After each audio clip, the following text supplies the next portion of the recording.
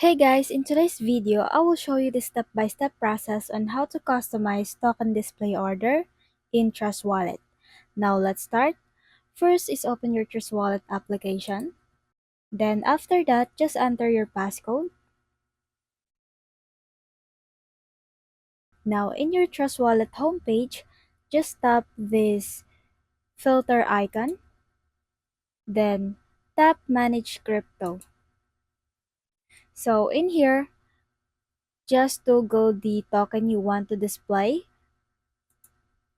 Like for example, this ETH, XRP, BNB, Solana, Dodge. Then after that, you can also select based on the network. Then after that, in your Trust Wallet, you'll be able to see all the tokens here.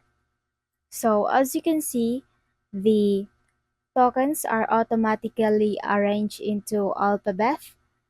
Then after that, if you want to add customizations, just tap the filter icon again. Now in here, you can hide assets less than 1 USD. So just tap this box, or you can hide NFTs. So as you can see, the NFT is no longer visible here. And if you like this video, please consider liking, sharing, and subscribing for more updates.